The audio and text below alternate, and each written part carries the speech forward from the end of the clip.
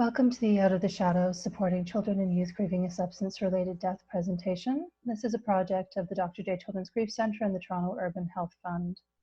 My name is Lysa Toye, and I'm a psychotherapist in private practice and also a member of the Out of the Shadows team at the Dr. J. Children's Grief Center. And I'm really happy to be here with you today and looking forward to being able to share these resources with you.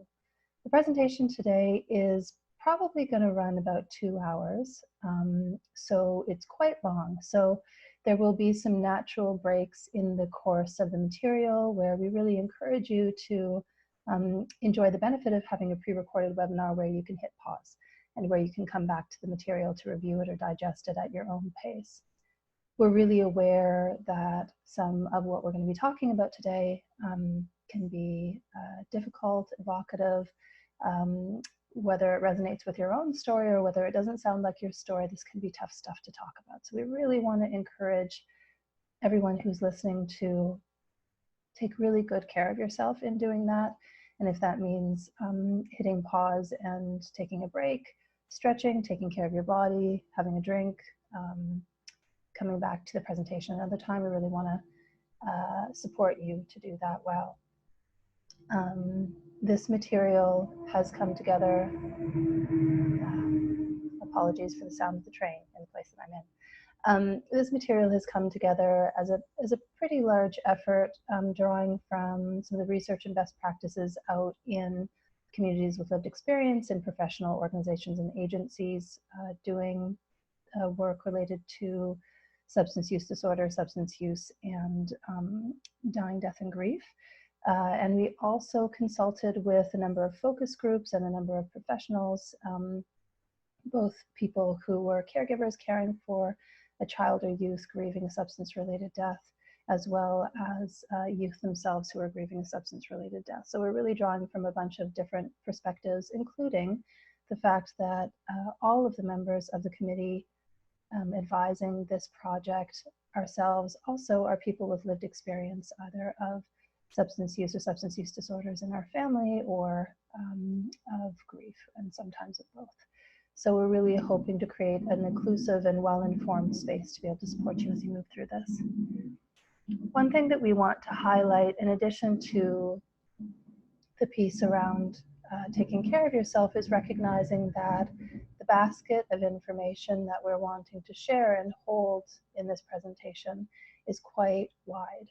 And so we may be talking about stories that don't sound at all like your experience, don't line up at all with how things were in your family or your situation, or they may in fact sound a lot like you. And so we hope that as we move through and reference different situations and different examples, that you will find yourself in different places throughout the material in a way that feels really helpful.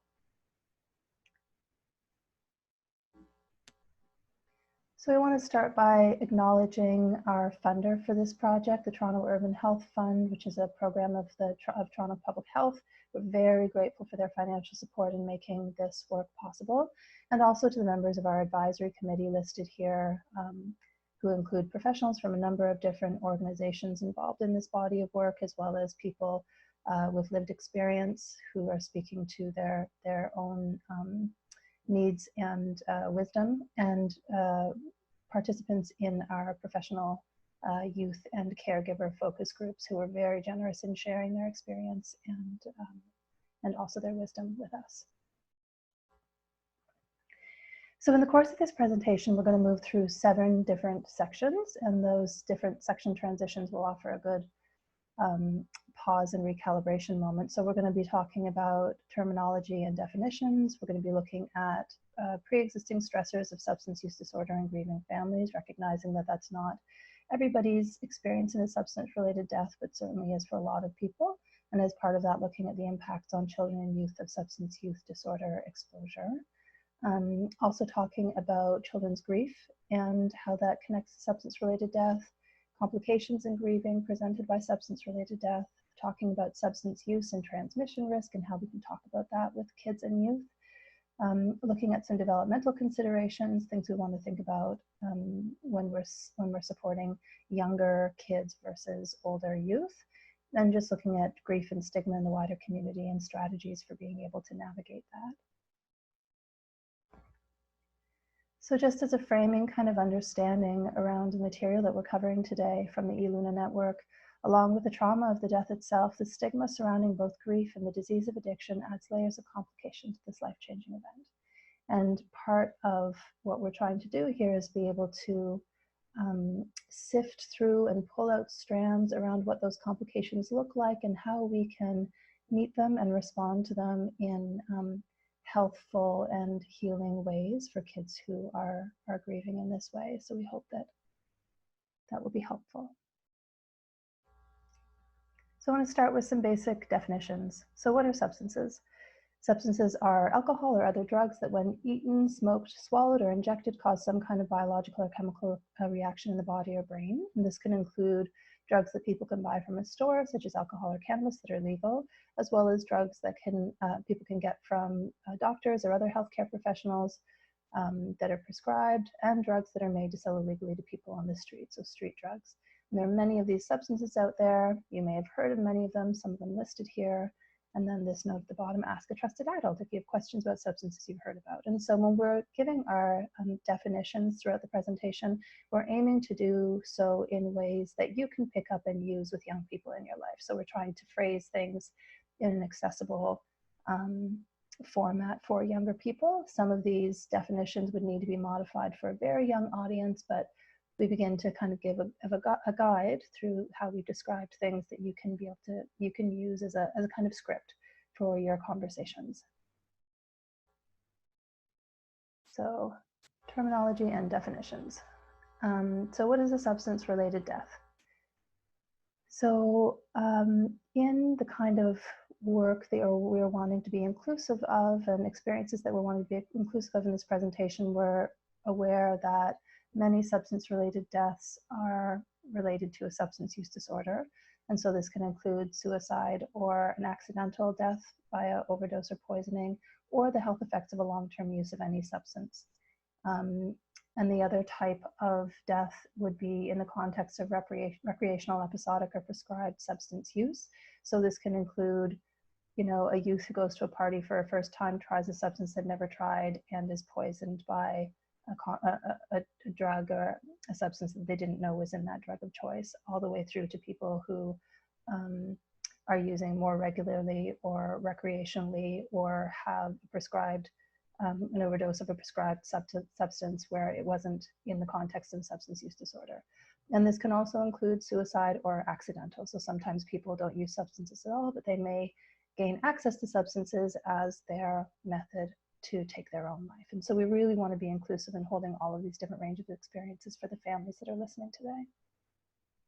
And we also want to acknowledge that both of these kind of pathways in substance-related death have these range of family experiences around, this addiction history, the suddenness versus foreseeability of the death, and the accidental versus intentional nature of the death. So there are a lot of different dimensions that we're holding.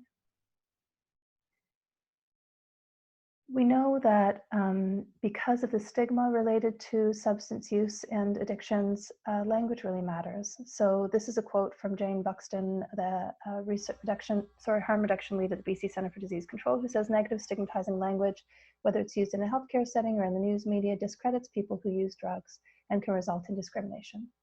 Stigmatization contributes to isolation and means people will be less likely to access services, and this has a direct and detrimental impact on the health of people who use drugs, and I would add on the health and well-being of people whose lives are touched by people who use drugs.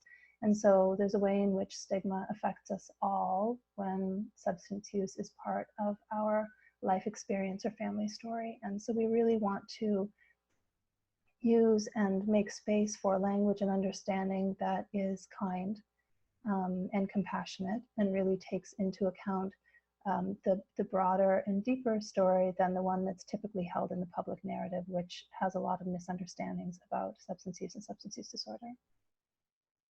So this means that when we're talking about substance use, we're really using people first language. So rather than defining people through their addiction or through their substance use, we talk about a person who uses a certain substance or who has an addiction.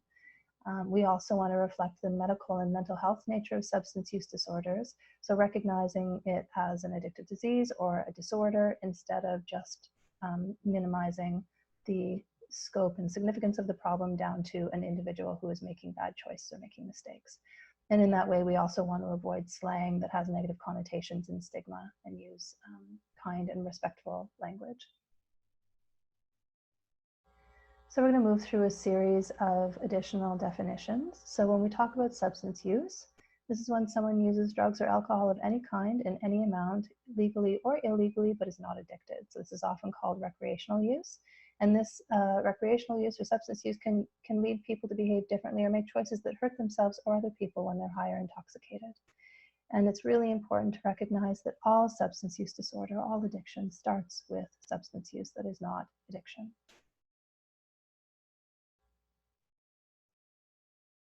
And whoops. Sorry, here we go. Substance use disorder. When someone uses a substance despite it having continued negative effects on how they behave, think, and feel, so it can make them feel sick or bad or mad or numb or sad, can use up a lot of their money, can affect their ability to do a job or to go to school or to care for family, friends, their own kids, people in their life, to be able to function in their life in a healthy and stable way. And this is also called addiction. Often, even though the substance is hurting themselves and people they love, they feel they have no control over whether they use the drug or not. The person feels that they have to have that drug. And as we said already, no one wants to develop a substance use disorder, that they hurt the user and the people they love and who love them. So this is not something that bad people set out to have happen in their life. It really, for most people, is highly intentional, not unintentional. And it happens for many complex reasons. It can happen because somebody is using a substance for fun and inadvertently becomes addicted through using a prescribed drug by a medical professional and not realizing that they were becoming addicted and then not being able to stop using. Many people use substances as a way of coping with mental illness or painful life experiences. It's also influenced by genetic risk, by genetic risk provides an increased risk of developing an addiction. And one simple way of describing addiction is the presence of the 4 C's.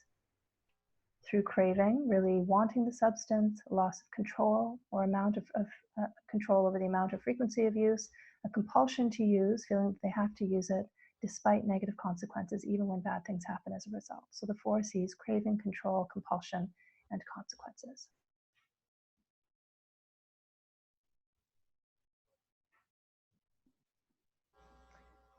Overdose is when someone accidentally or on purpose takes too much of a substance and it affects their body's ability to function properly. Likewise, with poisoning, it also affects their body's ability to function properly, but this is when something in the substance is there that the user didn't know about. And both overdose and poisoning can cause a person to become very sick and they can die, or you can have an overdose or a poisoning that people recover from. And we're really distinguishing poisoning from overdose here by focusing on the unintentional exposure in poisoning, as is the case with most fentanyl-related overdoses, and this language also aligns with alcohol overuse. Substance-related death is an umbrella term. It's when somebody dies in a way that's directly or indirectly caused by a substance. So this can be caused by overdose or poisoning, as we've defined them, and can also be caused when someone has a substance use disorder for a long period of time and develops health complications from the effects of their substance use and does not take proper care of themselves. So people can often develop secondary complex health issues as a result of substance use, and those can be sometimes the pathways that lead to death. And then this term recovery is important. It's when people who have a substance use disorder are healthy and well again. And this can look different for each person and includes more than just stopping the behaviors of substance use disorder. It also includes that person feeling healthy and able to make healthy life choices. And this term is often used in the treatment of substance use disorders, so it's important. Or kids may have already heard about it, or so important to be able to keep on their radar. And then defining stigma for children and youth is really important. So stigma is when a group or society holds negative beliefs about a topic or a group of people, and this can cause discrimination, exclusion, and can lead to the abuse of people's human rights. Stigma can be experienced from known or unknown people, so that includes immediate family, friends, schoolmates, or people on the street, healthcare professionals, people who don't know you, people on the people who have heard a little bit about your story or may pick up on details of it. When a person or group experiences stigma, they're seen as being less valuable because of an idea another person or group has about them. We know that there's a lot of stigma around substance use and substance use disorders. Many people think judgmentally about people who use substances, wrongly believing that they're weak or bad. Stigma can make it hard to talk about someone in your life using substances or dying from substance-related causes, and this can really shut down the important conversations that children and youth need to be able to have with people in their immediate lives, but also that we need to be having as a broader society. So we'll shift now to our second section, and this is a moment where you may want to pause or take a breath or take a stretch or get a drink and just take care of your body as you're metabolizing this information that's coming your way. So we're going to start looking at pre-existing stressors of substance use disorder in grieving families. We recognize that, as we defined earlier, there are lots of families for whom the substance-related death didn't include substance use disorder, but for many, many, many families, substance use disorder and addiction is the backdrop and the precursor for that death. So we want to take some time to explore some of the complexities and challenges of that living with that pre-existing condition. So first, we want to acknowledge that substance use disorder has multiple and complex causes. It stems from a complex mix of individual, familial, and social factors. And as I said before, no one intends to develop a substance use disorder. There can be several pathways they can develop. Substance use disorder can develop due to recreational use of legal and illegal substances following medical prescription, as well as when people are trying to medicate difficult feelings or situations in their lives. We know that it's also affected by genetic vulnerability, by mental health issues, including interpersonal trauma in the individual's life who may be using, also by intergenerational exposure to trauma in the family and the way that trauma flows down through families over generations oftentimes. And recognizing that individuals grow up in communities where they're exposed to community, social, systemic oppression and traumas. So growing up in a larger community context of racism, colonialism, poverty, homo and transphobia, being affected by other people's substance use, other people's mental health issues, other people's trauma stories, and other forms of social marginalization that people may experience.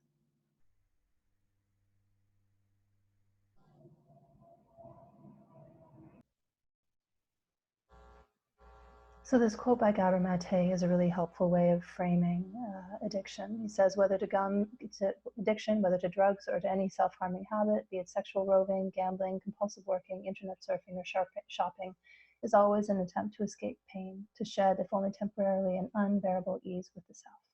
So of these many, many different causes, there is this central piece that shows up in many different situations of substances being a way to address or a strategy to cope with discomfort or, along the continuum, more significant pain.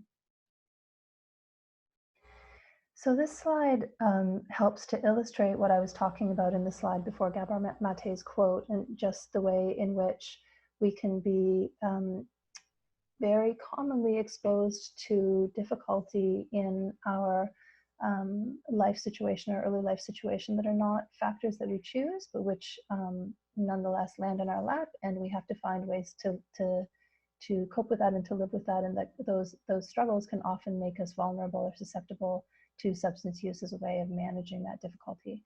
And so this image flows out of the work of ACEs, which is the study of adverse childhood experiences, ACE.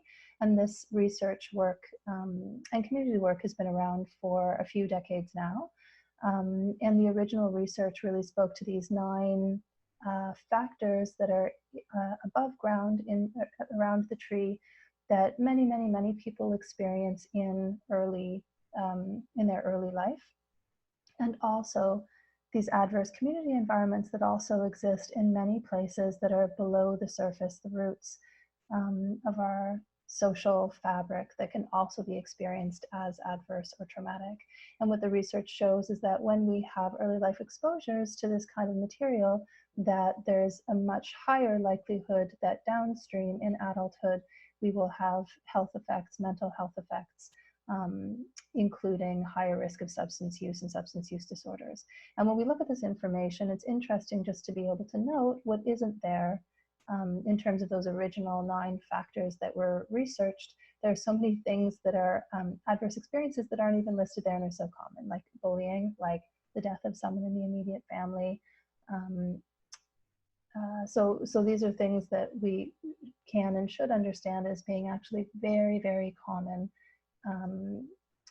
pathways and risk factors for later use. And I think when we look at this, we can begin to imagine the complexity of what people are carrying when they're making choices about how to deal with difficulty in their own life. And I'm thinking, just to illustrate a couple of family stories, I'm thinking about a young adult I knew, Marguerite, whose father is in recovery after struggling with substance use disorder. Mother continues to be an active user and is no longer in her life. In father's family, all of his siblings, several siblings have struggled with substance use disorder. The grandfather had substance use disorder and died of complications. In mom's side, there are also extended family with substance use disorder issues and complications. The family has experienced generations of poverty, high rates of health and mental health issues, and Marguerite has really seen how substance use has catalyzed suffering and difficulty, and is working to organize her entire life around how she can be well and healthy, not use substances, and get out of the cycle of poverty and violence and trauma that she's been exposed to. Or I think about Andrew, who was a teen that I knew whose mother died of complications of alcoholism. And following her death, although he had previously been quite a high functioning, well-organized, high grades kind of student, all of the structures that he had put in place to be able to manage the complexity in his early life system around the substance use and the family's organization around it kind of fell apart, and he began to develop incredible anxiety and depression, suicidal feelings, as all of this material around the substance use in his extended family kind of came up alongside the grief and really needed to be dealt with in a different way.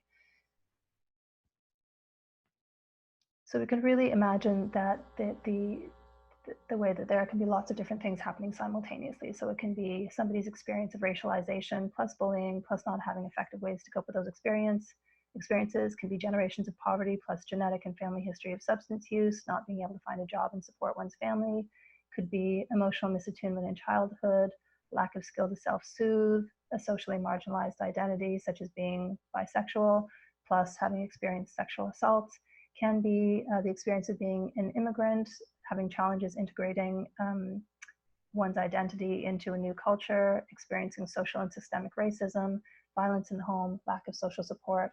All of these factors, which are so common, can make us more vulnerable. And so just one or two more points about this, that trauma is in fact ubiquitous, which means that it's really everywhere. In the general population, according to the 9-factor ACEs studies from back in the day, 67% of people who were polled had at least one adverse childhood experiences, and in people of color, that number was much higher. And the reality is that many people have far more than one of them. So there's a way in which our society is still catching up to recognizing the prevalence of traumatic and adverse experiences and stressors in our lives in general and also in early life. So when we begin to look at the impacts of substance use disorder on kids, we want to acknowledge that it can have really wide-ranging and lifelong impacts. Substance exposure during pregnancy or breastfeeding can result in injury to the child's developing brain, resulting in an increased risk of fetal alcohol spectrum disorder, learning disabilities, memory impairment, regulatory challenges, and other serious neurological health and mental health complications. And for children who may be living with some of these insults to their brain health or development, it can be even more complicated for them to have to make sense of a caregiver's substance use and role in their life, and or the death of a caregiver when they're also struggling with these things. And we know that the impacts of substance use can look really different for really different families. So for some families, there may be inconsistent, erratic, or chaotic parenting in the household, chaotic household. There can be arguments, conflict, there may be divorce witnessed by children and youth. Experiences of parent or sibling impairment by substance use and kind of coming firsthand experience with that. Caregiver may be physically or emotionally unavailable or inconsistently available, which sends mixed messages about how safe and reliable that caregiver is in a global sense for a child when the care is inconsistent. There may be a loss of energy and financial resources resulting in missed basic needs, a lower quality of housing, nutrition, a lower involvement in supportive or growth activities or support communities. The person using substances may have trouble sustaining work or sustaining healthy relationships in ways that kind of flow down to the health of the family system and the health of kids. And both kids and their families may become secretive. They may self-isolate or be really invested in maintaining a facade of normalcy to hide what's happening. And this kind of coversion can really have a lot of effects on a child being able to be honest and open around what they're needing and to be able to access those supports. And then there sometimes can be subtler, more troubling behaviors in the family system, such as lying, theft, or justice system involvement or incarceration. We know that when a person with a substance use disorder has been a caregiver, that there's a very good likelihood that their parenting capacity can be compromised. And this can have a really significant impact on the child and their developmental needs. And there's also statistically an increased risk of neglect or abuse of the child. Certainly, this is not the case with all families, but just statistically, when an adult is struggling with a substance use disorder, there's a much higher risk that they may also be struggling with being able to caregive adequately. We know as well that prolonged exposure, especially during the sensitive ages of 0 to 4, when children's brains are really developing, their brains and their nervous system, that exposure to parenting that is inconsistent, absent, not well attuned, preoccupied with other issues, or even frightening in the context of seeing somebody who's not behaving the way you might expect or behaving in ways that are safe, can lead to stress that is sometimes called toxic and developmental trauma. So stress that exceeds the nervous system and the child's capacity to be able to tolerate it in a healthy way would be considered toxic and has these negative impacts on the brain and body. So we know that this shows up in the body, brain, the emotions, and the behavior of children and youth, both in the moment and long range over time. And even in the context when a child is less exposed to a caregiver's substance use, children still feel stress in their caregivers and in the family system. So even if they never saw their person using or never saw their person under the influence, to be able to feel the distress in the family between one caregiver and the other when they're struggling around the issue of the substance use in the family or the additional burden or fatigue that the compensating caregiver may have, are things that children are feeling, even if they're not consciously able to understand what those are about. We know that toxic stress and trauma can contribute to anxiety, depression, intense anger, and profound feelings of isolation in kids of all ages, impaired learning and reasoning capacities, difficulty with attention, concentration, impulsivity, and hyperactivity. And it's not uncommon that kids who are living with the effects of trauma that show up in these ways are misdiagnosed as having ADHD when they actually don't, and it's actually a trauma effect.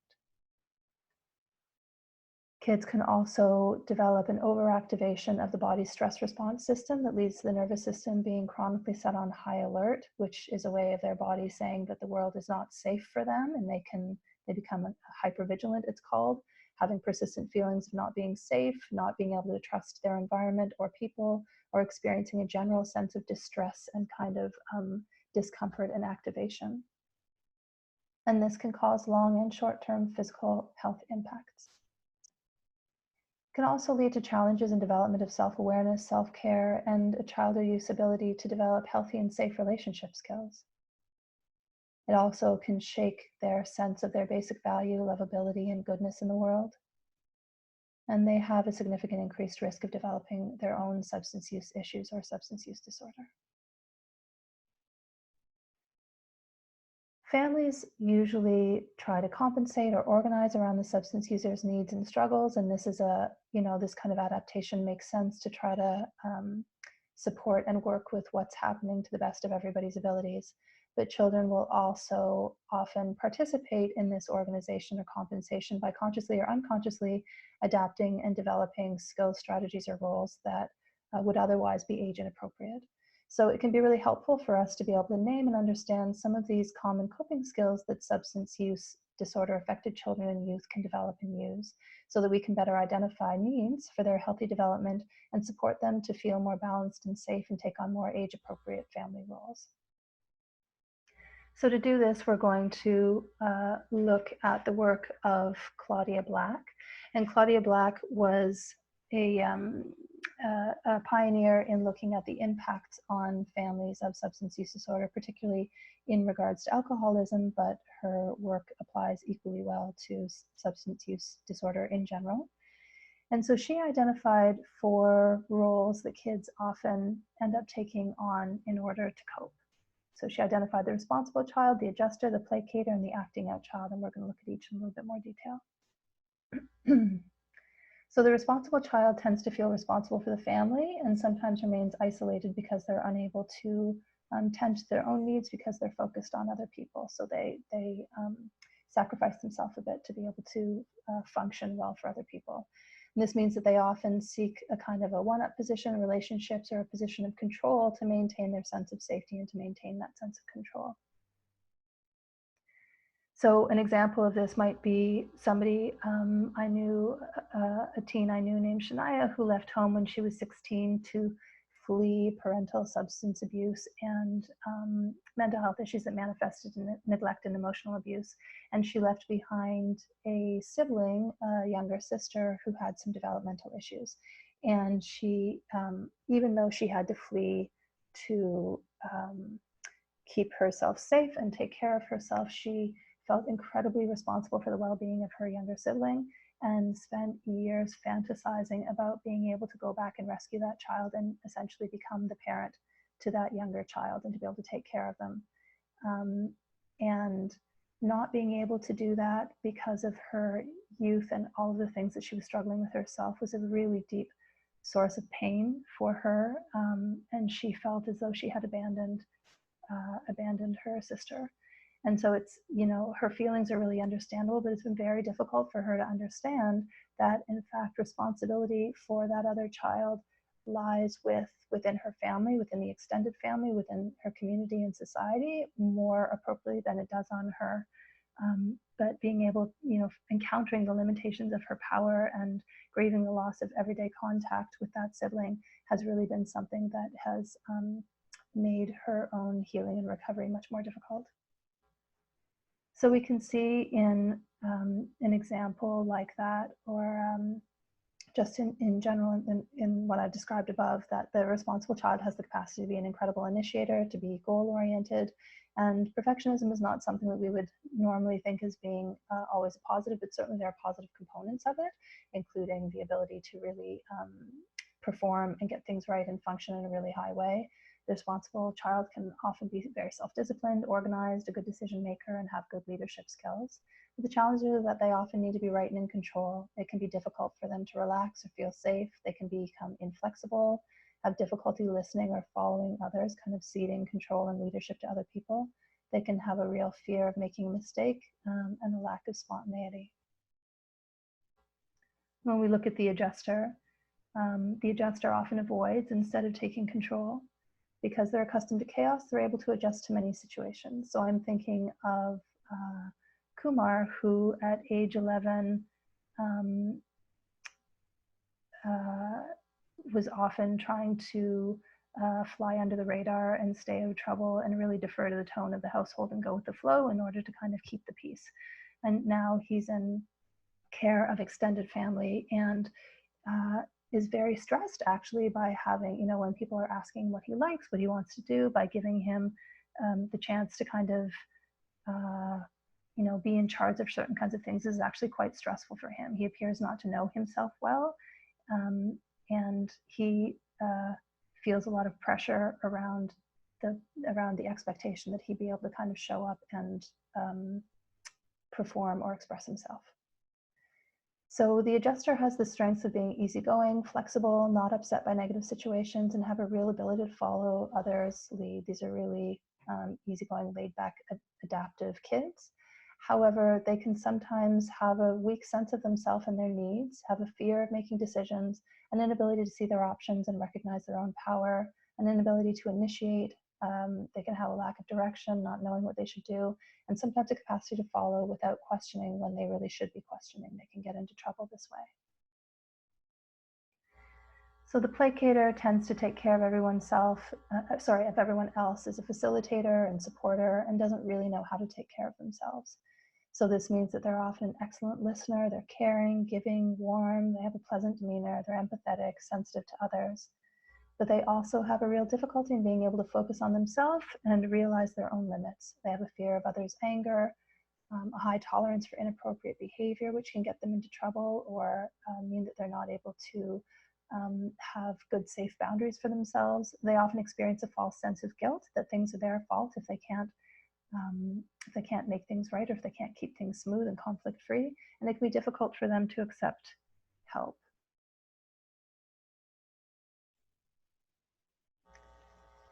We also have the acting out child. So the acting out child might have difficulty expressing their own needs in healthy ways, have difficulty relating to others in healthy ways, and typically tends to be acting out or externalizing their difficulties and feel in trouble. So an example might be 8-year-old Chiara, who's no longer in her mother's custody, but she continues to present as suspicious and guarded and anxious. Her mother's house was chaotic, and Chiara largely took care of herself.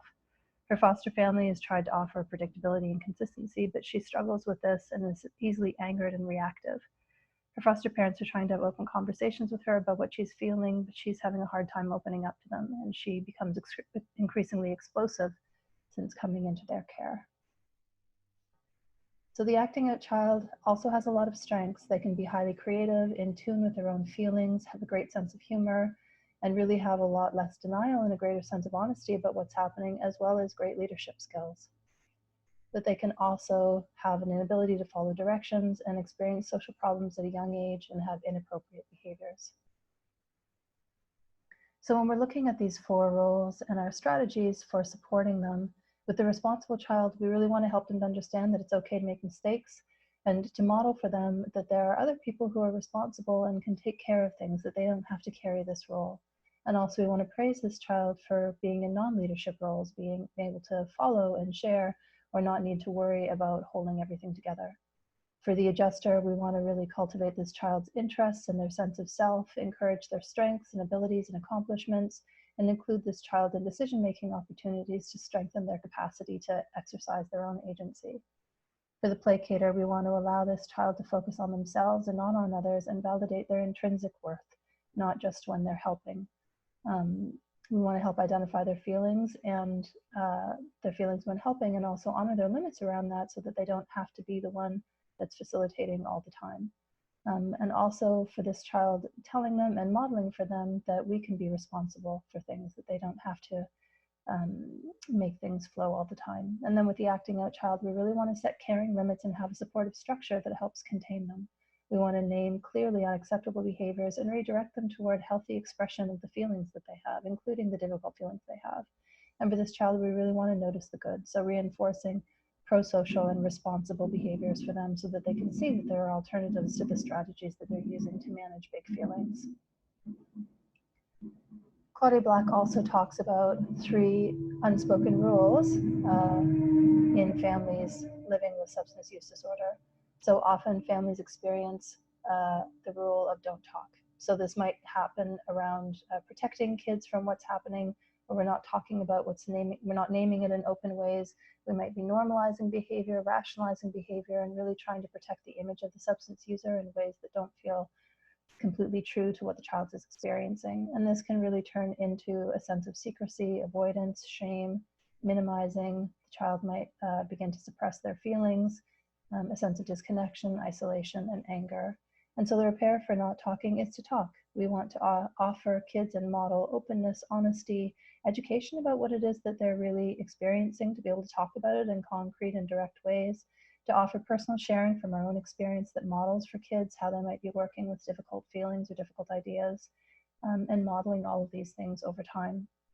The second rule that often happens is don't trust. And so in the context of kids having missed attention or missed certain kinds of parental or caregiver protection, if they've experienced inconsistent care, broken promises, disappointment, and hurt feelings, it can make them feel like they can't trust their environment and they can't trust their caregivers.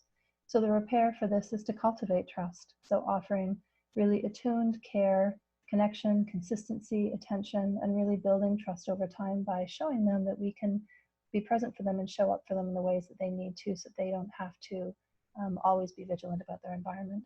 And then the third unspoken family rule that often happens is don't feel.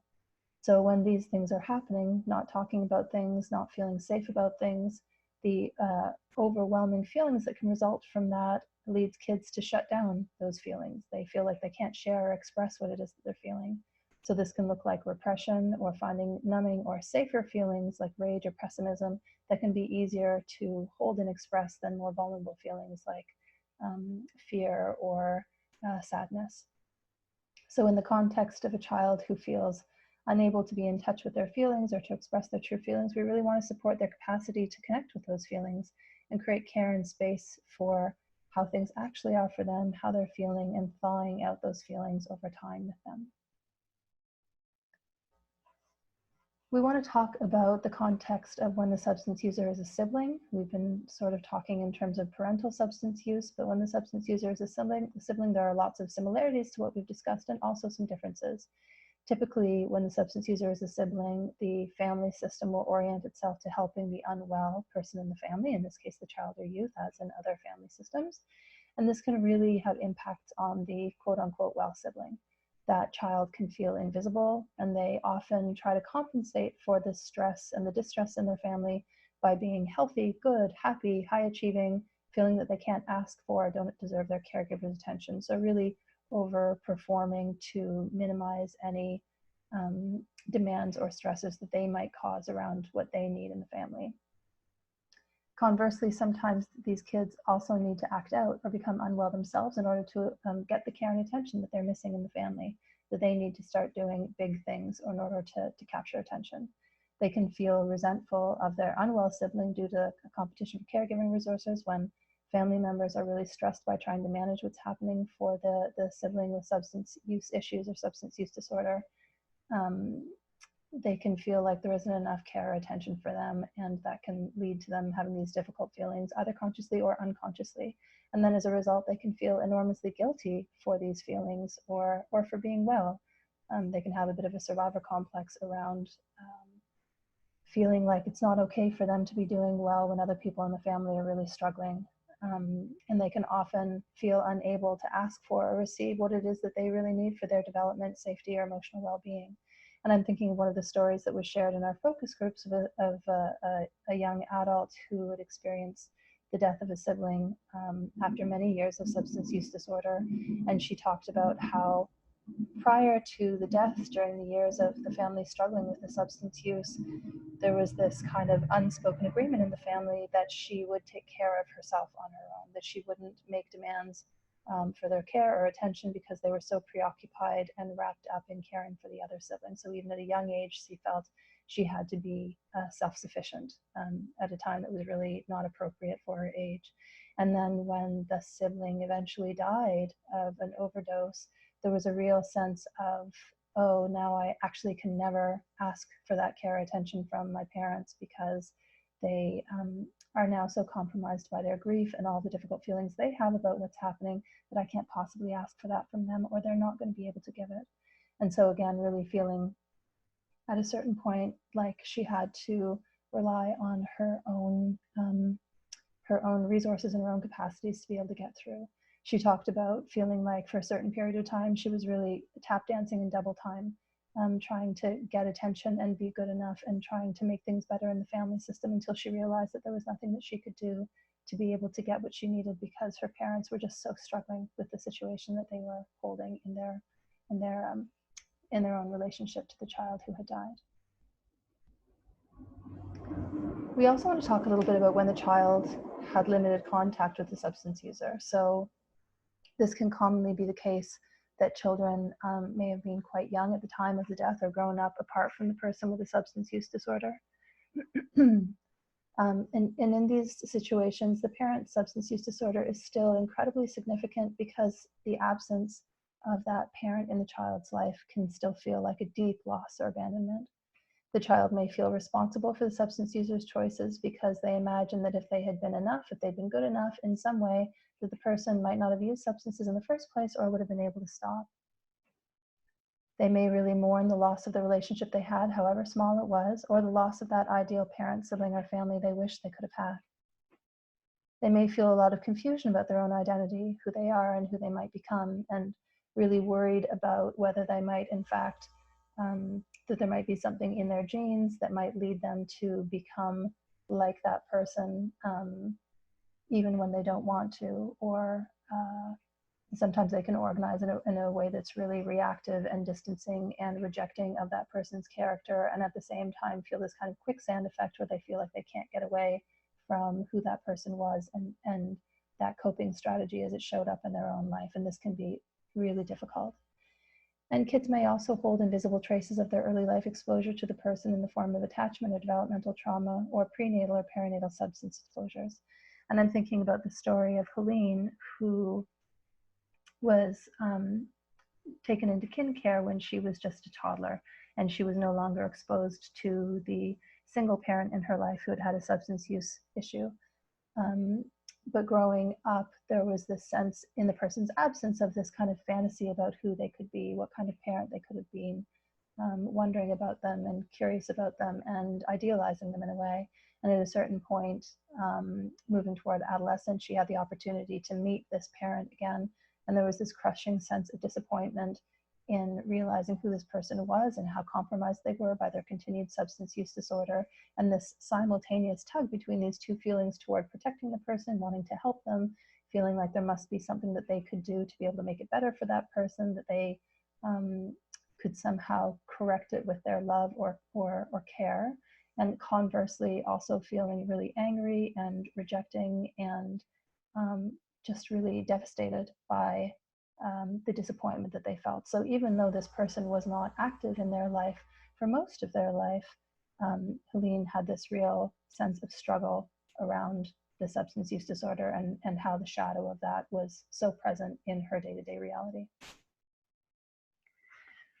So we're going to move on now to children's grief and substance-related death, and this might be a moment where you want to take a pause and digest, or take a break from the video and come back to it. So there's a way in which when we're thinking about talking with kids about substance use disorder or about grief, or about any of the difficulties that flow from either of those things, that our society is still catching up to the emotional needs and inner lives of kids. It's not so many generations ago that there was this feeling that kids, babies didn't feel pain and kids didn't need to know things. We didn't need to talk to them about things, and they didn't really have that much going on inside, that they weren't picking up on things when we didn't talk to them about it.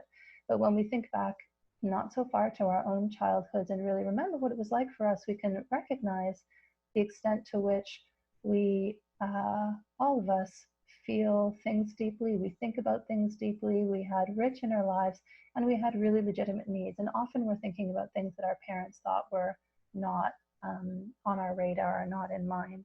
So there's a way in which this kind of assumption that our society is still moving out of leads us to underestimate the needs that kids have when they're going through anything, but also when they're going through difficulty.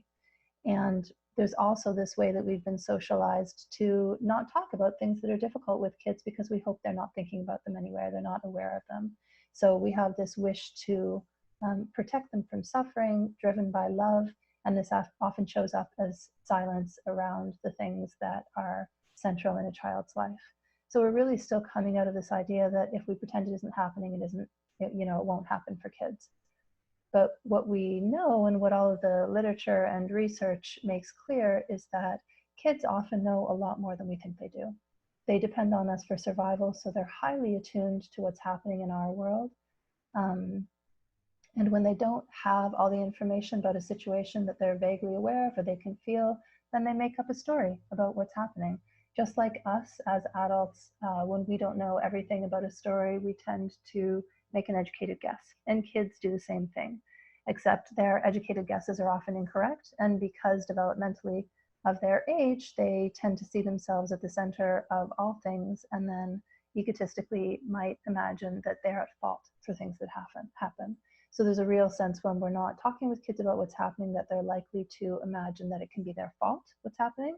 And also not knowing really increases their sense of anxiety because they're holding all these questions and worries and fears on their own. So when an adverse event or a sequence of events or a chronic exposure in a child's life is happening, we can't prevent its impacts. If it's happening, it's happening. So we really need to move from the sense of protecting and preventing with kids to sharing and preparing, and being able to share with them what's happening and prepare them to understand and make sense of the material of their lives is how we actually help them to build resilience so that they can weather the storms with the support and the information that they need to be able to make productive meaning of what's happening in their lives. So we define resilience as the psychological, emotional, and behavioral capacity to bounce back following stress or adversity with an intact functioning and a growth orientation. And this really relates to the idea of toxic stress that we talked about earlier, that there are levels of stress in a child's life that are healthy and positive, like having to study for a test or being in a sports game where there's a kind of performance expectation. There are things like that that really build a child's sense of strength and their capacity to deal with challenging situations. And but at a more elevated level of stress, when it overwhelms a child's system, when they don't feel like they have the support to either make sense of it or work with their feelings they have around it, and when that exposure happens consistently over a period of time, this can result in a kind of a toxic stress that really can undermine kids' resilience and their ability to be able to make sense of things and bounce back from them and become resilient in the way that they work through them. So we really want to shift to help children and youth meet this adversity in their lives, given that it is happening, with the greatest resilience possible. And this comes from open, honest, developmentally appropriate information. And this means that we can't always ask kids to lead the way with this. Parents often say, if they were worried about this, if this was an issue for them, they'd be asking me about it, they'd be talking about it. And unfortunately, this isn't true because of what I already said about the way that kids read their caregivers. They also pick up our cues at a very, very young age about what can't be spoken about. So whether it's because the conversation might upset their parent or it's because there's something shameful or secret about it, they learn very, very early what is open for conversation and what is something that needs to be kept to themselves. There's a way in which kids are trying to protect us just as much as we protect them. It's really a two-way system. So they will take in those messages and not speak about the things that they think they're not supposed to speak about. So we really need to model the kind of courage to have difficult communications with them and to have difficult conversations, and to do so in an open, respectful, and emotionally present way. And by being able to show them that we can have these conversations, then this teaches them that they can come to us with things that may be difficult for them that may not be on our radar. So they experience us as emotionally available and able to support them and be with them and work through issues with them in a way that really creates a sense of safety and connection that is one of the foundational parts of resilience. So just two quotes to kind of support this, that children's levels of anxiety are related to whether they whether they're told about the illness or the death or the substance use disorder, and to the quality of the communication with their parents. And when children aren't given accurate information, they'll create information to complete the story. So we know that one of the most important ways, possibly the most important way that we can support resilience in a child or youth is through healthy, present connection and relationship. This is one of the deepest and most foundational gifts that we offer to children and youth, the bonding and attachment that comes in their relationships with us. So this means when kids feel they can be seen, that they can be heard, that they feel that their feelings are felt and they feel connected to us, and they can rely on a sense of safety, trust, and honesty in the relationship, where they see us modeling healthy emotional processing and really being with our feelings in an honest and authentic way.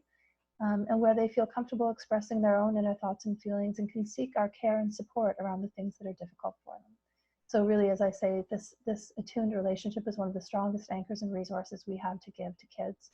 And parental attunement is the state of being in tune with one's child and being connected and aware of their emotions and needs and being able to join with them and to respond in a sensitive and developmentally appropriate way, that when they bring to us, we can be with what's happening for them as opposed to what's happening for us, but really being with their story and their feelings and to be able to respond to support them through that. And as I've kind of mentioned, modeling is one of the most powerful teaching tools we have with kids. We want to be able to model emotional health by showing our grief and our difficulty in a way that doesn't undermine kids' sense of safety. So this can be a bit of a balancing act because we want to be sharing and open around things that are difficult for us, but we don't want to lead kids to think that we can't take care of it. So really holding our difficulty in a mature and in a way that shows that we can work through things even when they're really hard, and that it's natural to have these difficult feelings, but that kids don't need to take care of us around that, that we can take care of them. And this gives them permission for those same feelings that they might be having, whether that's anger, shame, sadness. These are feelings that are difficult in our society and in our culture, and us being able to be present to those in our own lives and share them with kids helps them to be able to work through these and recognize these feelings are normal and part of the human condition. We also want to be modeling communication and connection. So offering this honest, respectful communication and inclusion in whole family events and their impacts brings kids closer to us. And it really teaches them that their experience matters, they're part of a whole family that's processing this loss, and they don't need to feel alone in their experience, that we can do this all with them. We also want to talk about honesty and stigma in substance-related death, recognizing that children and youth commonly want and need to understand why and how the death has happened. And that although our default is often to withhold information that we think might be difficult for them to hear, to try to protect them from that information, they actually need to know oftentimes. And telling the truth in an age-appropriate way, using age-appropriate language and concepts that they can understand, and addressing the feeling level of things, really allows them to begin to make sense of the event, what led up to it, and to correct their misunderstandings and access open and connected support. So being able to elicit, what do they understand about what's happening? What do they think about it? And to be able to feed back to them, yeah, you got that part totally right, but actually this other part is a little bit off. Let me explain this to you in a different way so that you can understand, and then we can make sense of that together. So it's really this educational process as we're raising our kids around, what were the events that happened? What happened? What's substance related? What is substance use disorder? What is death? What's the language we can use around this? What do we do with all these feelings? And it's really okay to acknowledge our own complex feelings with kids, to acknowledge that we simultaneously feel deep sadness and that we might feel anger, that we might feel betrayal, that we might feel relief, that we might feel guilt. All of these things simultaneously are normal, and we can name these feelings and take care of them. And we also want to offer our own meanings about what's happened in the child's life and in our lives, while simultaneously educating about stigma in the wider society, in the way that society often gets the story wrong and misunderstands, doesn't take into account the complexity of the causes and precursors and what led up to this situation and what it can mean for the people who are directly involved. So we want to offer some kid-friendly definitions related to talking about death. Euphemisms are really confusing for kids. Adults feel very comforted by them, and we like to be able to talk about having lost somebody, or that somebody has passed away, or that they were taken to be with God. And kids will often ask, like, if they're lost, why aren't we looking for them? And what does passed away mean anyway? It's much more helpful for kids to be able to use concrete and direct language about what's happening. So dying, death, dead, we want to use those words. And to define what death is, it's when a body has stopped working, will never feel it, or will never work again. It can't move, breathe, think, feel, see, smell, talk. The body doesn't feel pain or hunger or fear. Oftentimes young kids don't understand that with cessation of bodily function also means cessation of bodily needs or the emotional needs that go with it. We really need to be concrete about that the body doesn't feel any of those things after it dies. Cremation is when a dead body is put through very high heat, causing it to break down into small pieces, and this can look like ashes or sand or dirt. And grief is all the different feelings that can occur when someone you care about is very sick, who can't take care of you, or is dying or has died.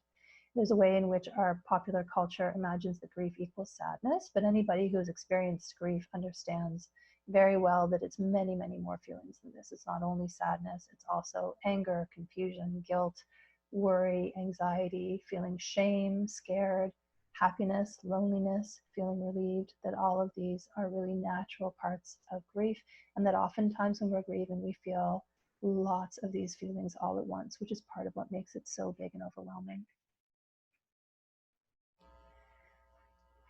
And when we're talking about substance use and substance use disorder, we need to know that even young kids can understand difficult concepts such as these when we're talking about them using age-appropriate language, and then when their learning is supported over time.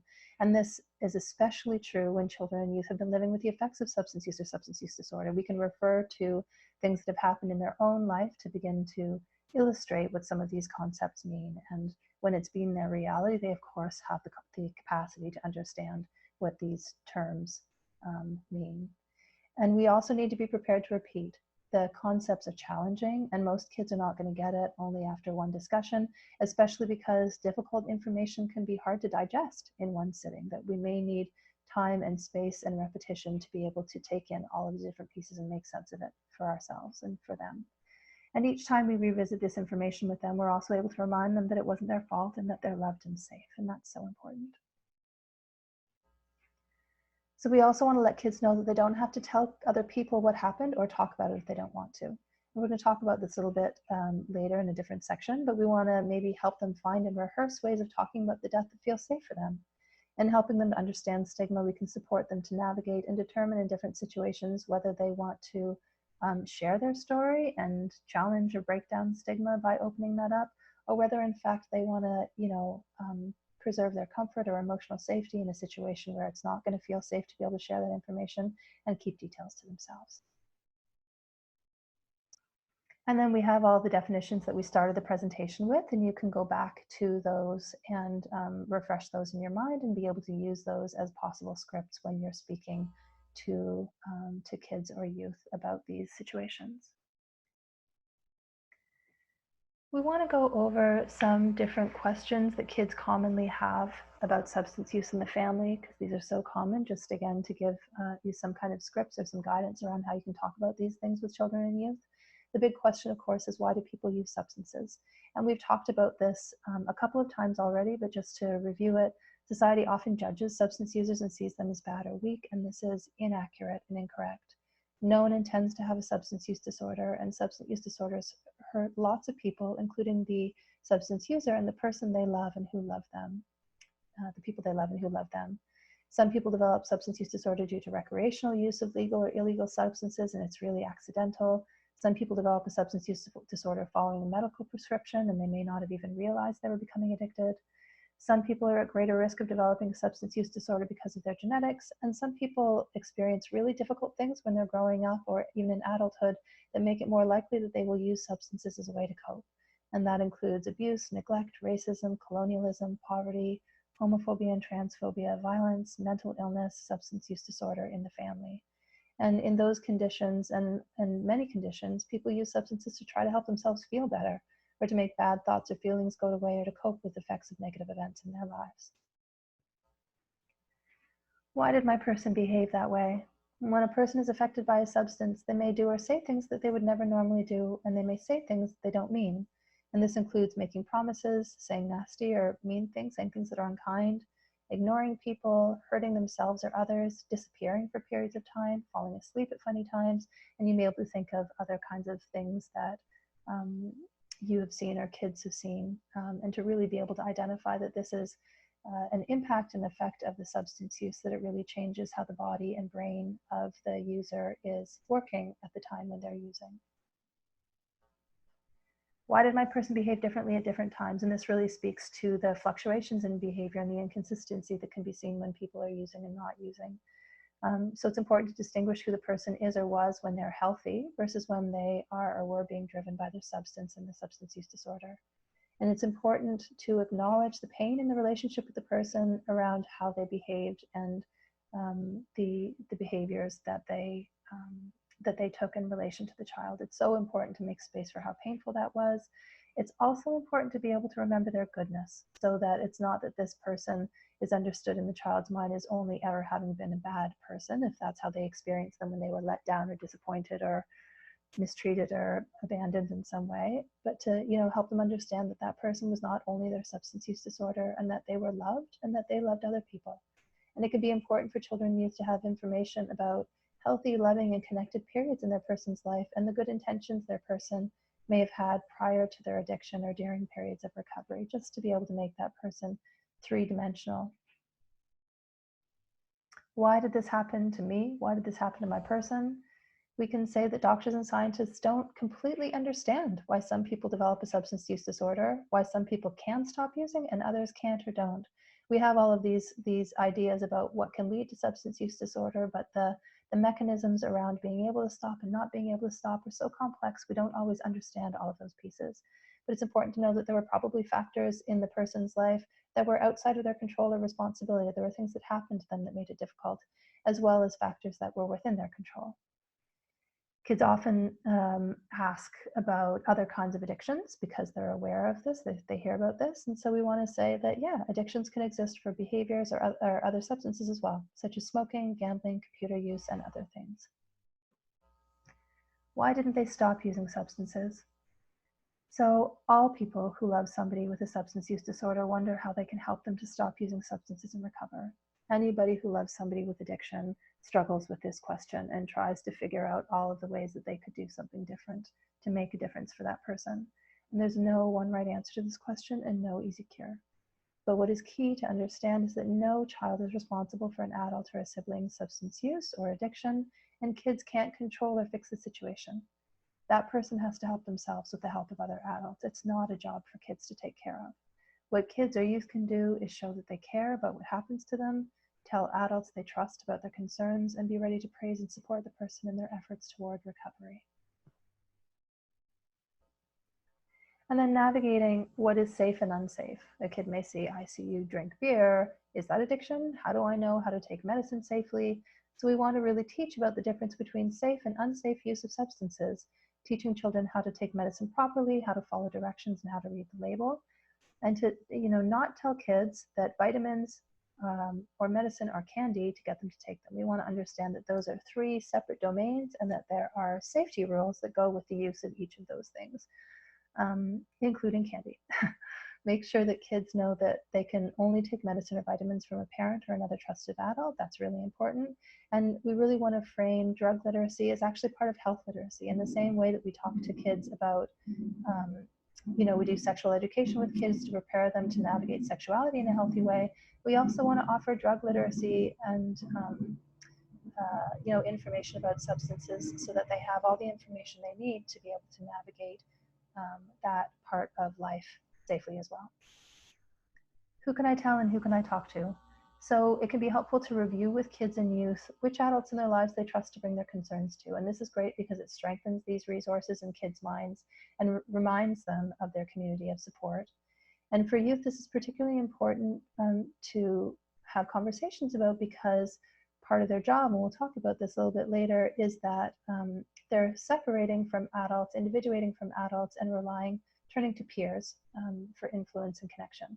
So peers are a really important source of belonging and support, but we really want to make sure that they have adults that they can talk to as well, because their peers may not have the maturity, understanding, information to be able to support them and make sense of their experience appropriately. So they really need wise, mature adults who can help them do this. And in all of this, we really want to help the child to feel less alone and isolated in their experience. So this can be a really helpful way of thinking about the things that kids commonly worry about when they're grieving. The 5 C's: cause, catch, cured, care, connection. So kids often worry, do I cause it? And we talked about this a little bit, that kids often feel like things happen in the world because of them. If they had been a good kid, if they hadn't caused stress for their parent, if they had done what they were told, if they were easy to be parented, then maybe their parent wouldn't have used substances or would have been able to stop. Really important for them to know that they did not cause this. They're not responsible for this. Can I catch that? This is a really deep question about heredity and kids often worry about this in the context of illness, because so many illnesses, like a cold or the flu, are things that they can catch. And, when they're young, they're worrying a lot about how to do, precautions in order to not transmit illness in the classroom or in daycare or whatever. But also when they're thinking about substance use disorder, they worry if there might be a genetic factor or some other part of having that person be part of their family that means that it's going to happen to them too. And so we need to be able to talk about that in an open and honest ways with that to support their orientation toward taking care of themselves and being well in the world. Could I have cured it? This is like cause, but it's thinking back, if I had done this, if I had practiced tough love, if I had tried to talk to daddy about his use, if I had, hid the drugs, could I have made this go away? Again, really important to speak to the limitations of kids' influence and power to be able to change things in adults' lives that adults are really responsible for. And this question, who's going to take care of me? This is something that kids worry about because when somebody in their life dies, our assumption of security in the world can really sometimes be shattered. And so we really have these questions about now this can happen. Now somebody can die. Now I can lose somebody in my life. Who's going to take care of me? Will I be okay? I depend on adults for my survival. How's this going to work? And, I'm thinking of the story of a 4-year-old who, coming home from his father's funeral, asked his mom who was going to take care of him when she died, because he now thought that this could happen to other people. And there are so many kids that experience a great deal of anxiety around the well-being of a surviving parent, or if they don't have a surviving parent, about other caregiving systems and worrying who's going to actually be there for them in that full way. So it's really important to be able to talk to kids concretely about these are the plans that we have in place. These are the financial things. If anything ever happened to me, Auntie Margie is always going to be there for you, and she's ready to take you in. In a concrete way, it can be helpful to really let kids know that we've thought of all these eventualities and we have plans in place that can protect them. And also to be able to show that we have the capacity to be emotionally available and attentive to them, even when we're grieving, when they are grieving. And what's my connection to this person after death? Is this person still my sister? Is that person still my father? How do I still feel them in my life? And this is a really deep part of how we carry our grief, how we continue to work with our relationship with that person when they're physically no longer there. We wanted to list Warden's 4 tasks of mourning, and he is a grief theorist who's done a lot of work in this area, just because we're not sure that everybody who's listening has had exposure to some of these ideas and some different supports. So just as a way of framing in the larger picture what it is that children and youth and all of us are doing when we're grieving, that there are these 4 things that we're trying to grapple with and move through, when we may be doing all 4 of them simultaneously or in no particular order.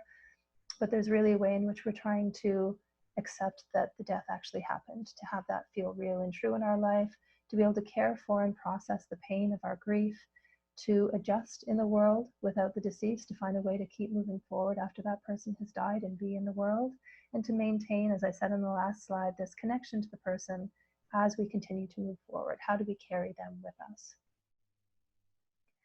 So this is a list of grief rights by Dr. Wolfeld, and this will be in the resource section of the website where you access this presentation that you can take and print off. We've got a few of these throughout the presentation because they're just really wonderful reminders. These infographics are terrific. So here's one. And this is another one by Winston's Wish, which is a UK-based children's grief organization, the Charter for Bereaved Children. And these are really great things to hold in mind around what kids need and how we need to understand how their grief can look and how we can support it. So we're going to move on to section 4, complications in grieving presented by substance-related death. And you can just take a break here if that feels like it would be helpful. So when we're supporting kids and youth grieving following a substance-related death, we have a lot of different aims that we're trying for. We want to provide a sense of safety when their safety may feel really, really ruptured, to allow them to experience themselves in full ways. We want to help them to identify and trust their own feelings, to educate them about the death and the effects of substance use in their lives, to learn skills for healthy self-care and relationships, and build and repair and maintain the relationship with the person who died. and to really bolster and boost their resilience and grow a sense of possibility and healthy future growth. And all of this work involves repairing the impacts of substance use and substance use disorder in their lives, recognizing that the grieving can't happen if the grieving about the substance use and its impacts has not happened as well. So here's a little anagram from the eLuna network that can be really helpful. You can use the principles of RICE when talking to kids about a substance-related death, ensuring that kids are respected, informed, connected, and empowered. And this is another lovely thing that can be really supportive as a message to kids around the 7 C's. There are a lot of C's, you may be noticing, but these are the 7 C's for children and youth living with substance use disorder in the family. And this is true both prior to a death and following a death. It's important for kids to know that they didn't cause it, they can't control it, they can't cure it, but they can take care of themselves by communicating their feelings, making good choices, and by celebrating themselves. And this is also a kind of encouraging piece of guidance from the National Association for Children of Addiction, talking about how we can support kids to heal when they've been affected by substance use. So really supporting awareness, empathy, understanding, action, support, hope, healing, resilience, and recovery. And you can download that and read some of it in more detail. So there are lots of challenges, obviously, in grieving a substance-related death, and this is a really great quote that illustrates that by Jessica Fowler. She says, while any type of grief can make one feel like they're trapped on a deserted island, the level of isolation that occurs as a result of disenfranchised grief, a term I never heard about until about 5 years after my father's death, is more on par with being trapped in an empty planet in an unknown solar system. So we are hoping to change that. We want to pull people back into this world and into the community of other people who are also grieving this situation so that people don't have to feel so alone. So just to define disenfranchised or ambiguous grief, this is any type of grief where the grief or griever is not socially recognized or supported in the same way as other types of bereavement, because the relationship is not socially recognized. And this may be that, you know, for kids, the parent was estranged or was somebody they never knew, or somebody like a sibling who died before they were born. And adults can be the person was an ex or is an estranged family member. Foster parents also feel grief. When the loss is not socially recognized or is hidden from others, such as when substance use or substance use disorder is not acknowledged publicly as a precursor or a factor in the death. When the circumstances of the death contribute to stigma and negative judgment, and this includes forms of death that appear to have an element of choice or poor decision-making according to how the mainstream public often thinks about substance use and substance use disorder. So this might include an overdose, complications of substance use, and also suicide. The ways that individuals grieve can be disenfranchised when people deviate from kind of acceptable norms emotionally or behaviorally after a loss. So this can be when people don't participate in the way that society holds stigma and shame around these conditions, if they have very strong positive or negative feelings about the person who died, if they express relief, or any other divergences from the rules. And when that happens, they can be met with judgment, irritation, censure, or concern, or a sense that they're doing it wrong. So we want to begin to look at some of the complex feelings that can happen that are quite, that are very common and typical after a substance-related death.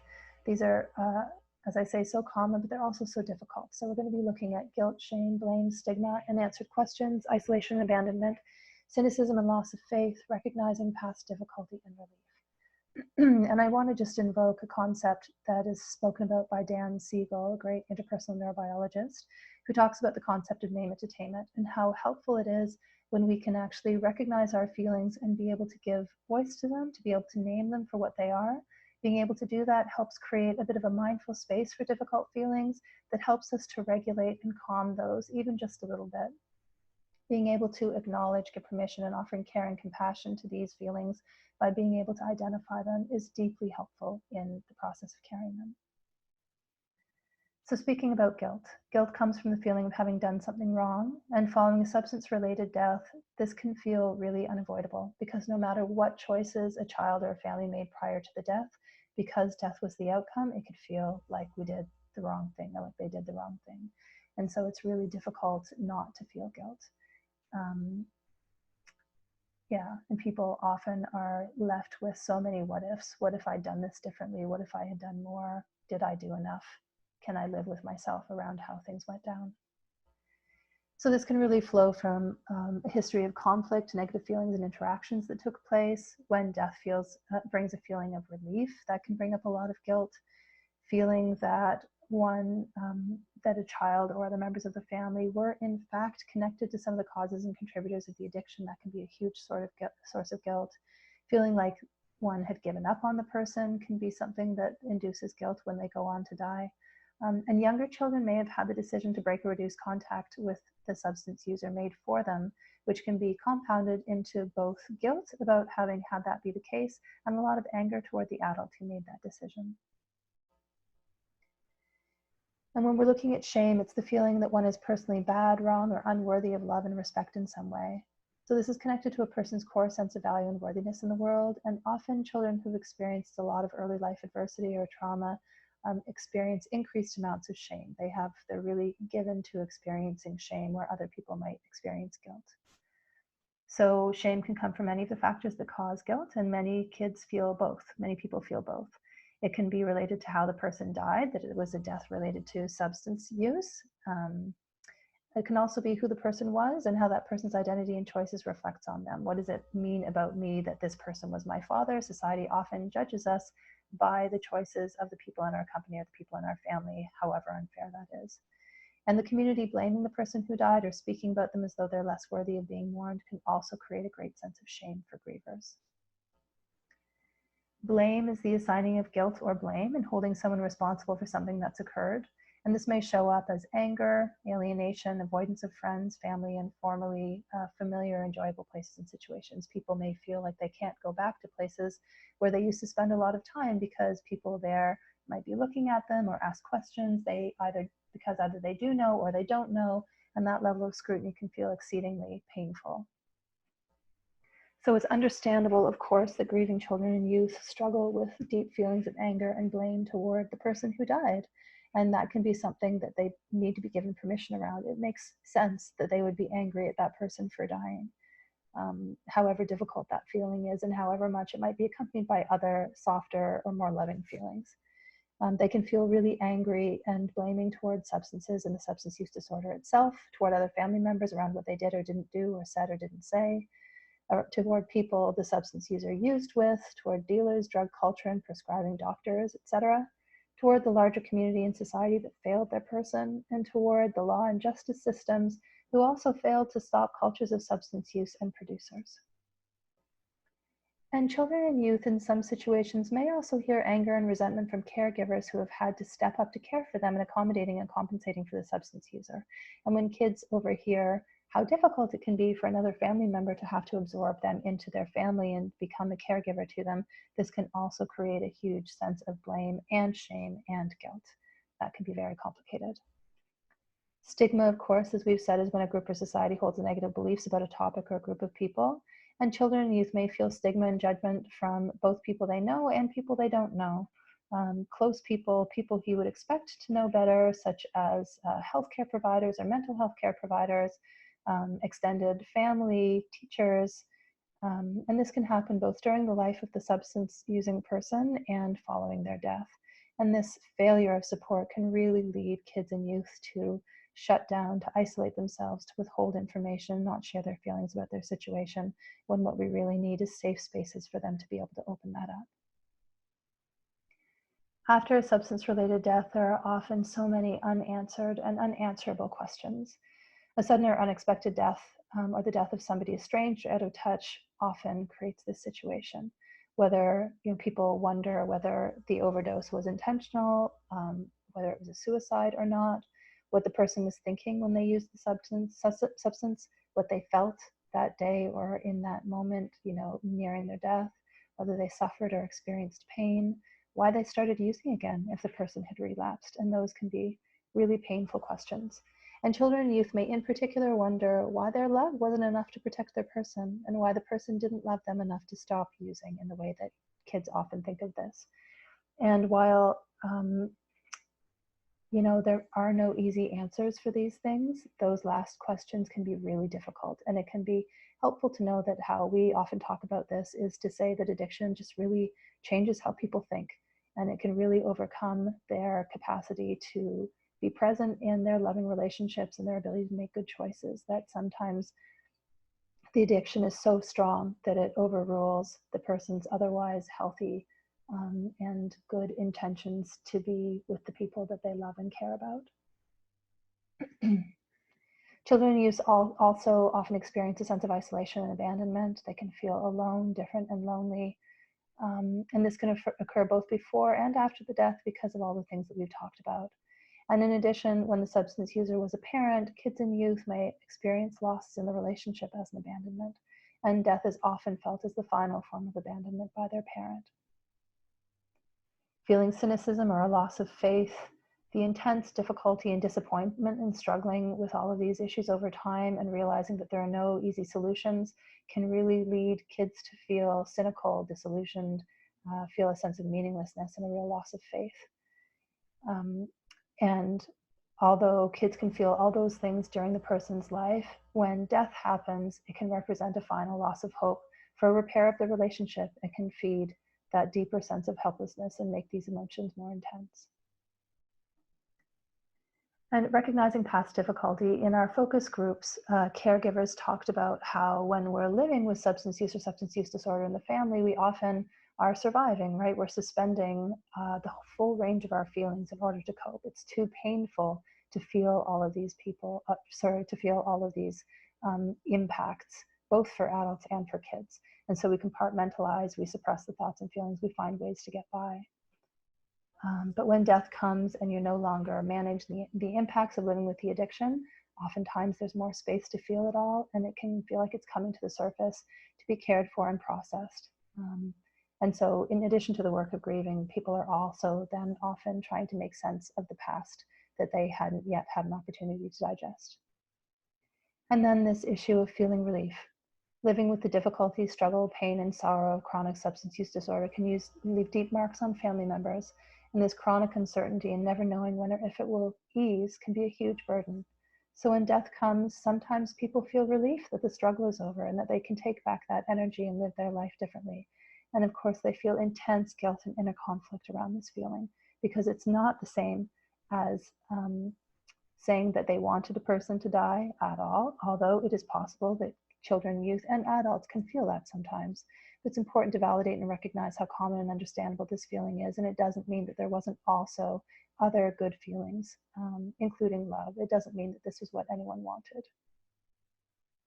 So when we're thinking about how to support these very complex feelings, it's so important to be able to acknowledge, make space for, and hold them with care and understanding. And so this concept of name it to tame it from Dan Siegel, being able to say, like, yeah, you feel relief. It's, you know, people feel that, and it's such a hard feeling to feel, but it's also okay to feel like you have part of your energy back, or like you don't have to worry about certain things anymore, or that you feel shame around this. It's so normal to feel that. And there are sometimes when we're able to begin to open up those conversations, then we can recognize there are distortions in the ways that kids are thinking about it, or misunderstandings, and we can try to correct those.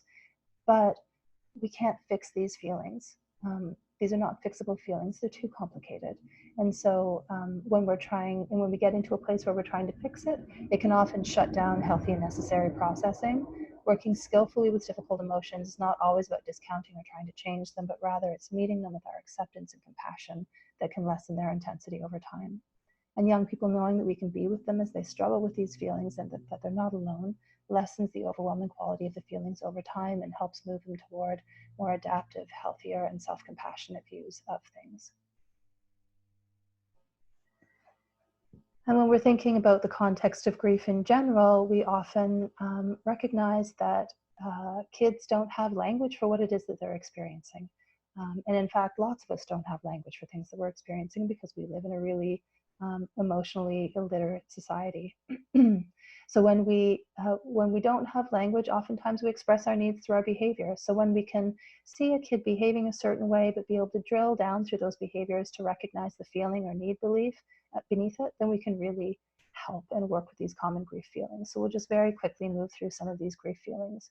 helpless, responsible, vulnerable, different or alone, chaotic, mixed up, out of control, and how we can care for those. So grief often feels like helplessness, that there's nothing I can do to fix it. I don't know how to be. I wish I could help myself. I can't help my family.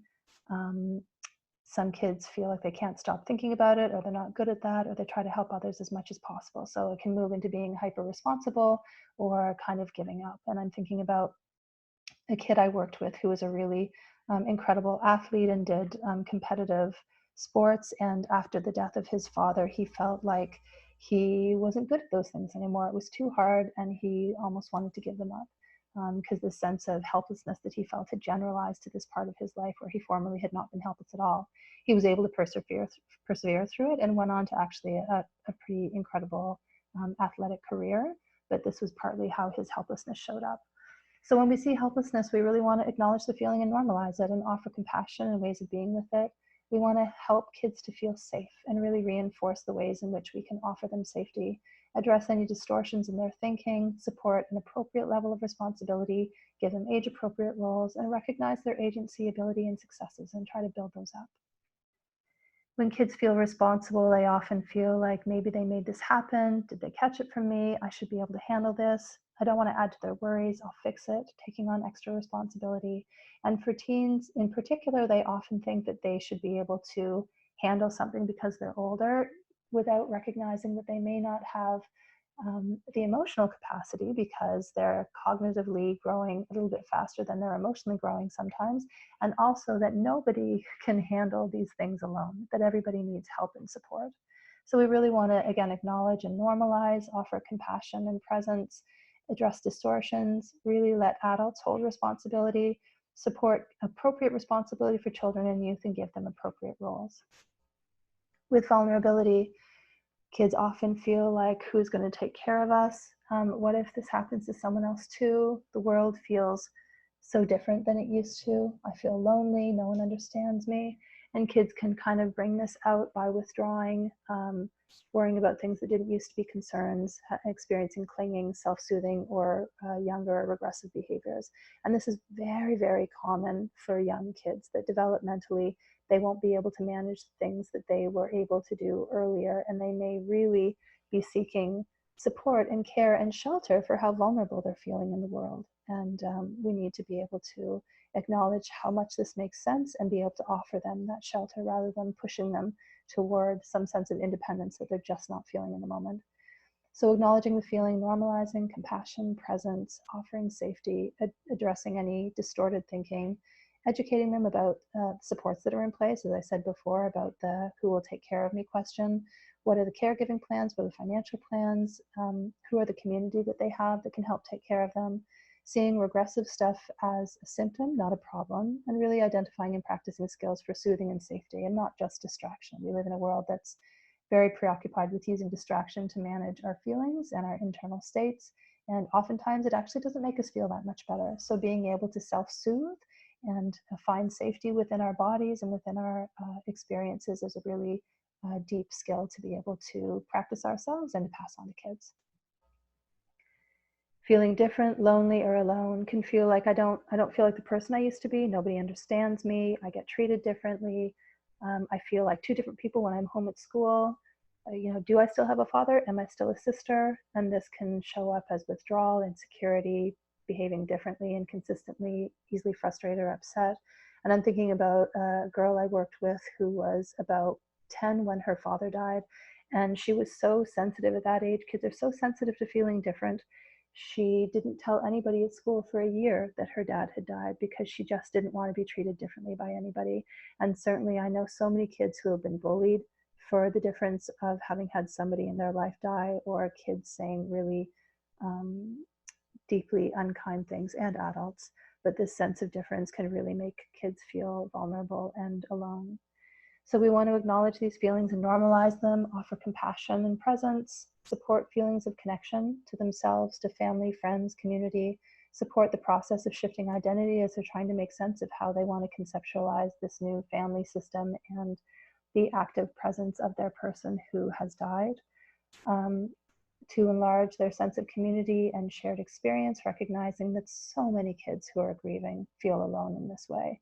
And unfortunately, there are so many kids who are grieving and so many people who have gone through these kinds of difficult experiences and who have had a life that's been touched by addiction, and that this is just something that many, many kids who have gone through that feel, and we just don't have a world that's good at talking about it, so it can make us feel like we're really alone in it. We also want to educate about society's stigmatized views on grief, substance use, and death in the way that I just mentioned, and work with school, family, and friends to promote understanding, compassion, and inclusion. Grief can often feel chaotic, mixed up, and out of control, these overwhelming feelings in a world that wants happiness and for us to look like we're holding it together and having the best time of our lives every moment. So this can sometimes look like kids being really well behaved, becoming kind of controlling, or pushing limits to see where they can be held, easily frustrated or upset, and confused, scattered, or distracted. So again, acknowledging, normalizing compassion, presence, offering safety and security, um, and really creating a life that has some predictability, consistency, and appropriate components of control for kids, so that they can see what they can count on in the day-to-day, even though this thing in their life has changed in a really dramatic way.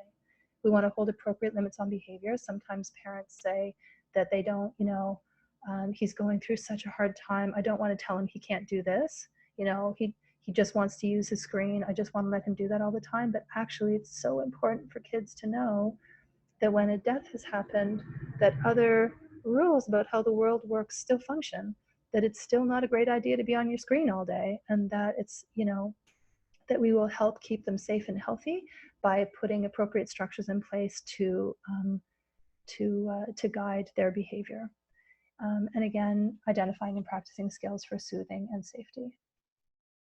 So I really love this image because there's a way in which people talk about the stages of grief, which itself is a kind of a misunderstood concept, as though it's supposed to be like a straight line that's very neat and tidy. And the reality is that how most people experience grief is kind of like what's happening on the right side of the image. So just really to have a lot of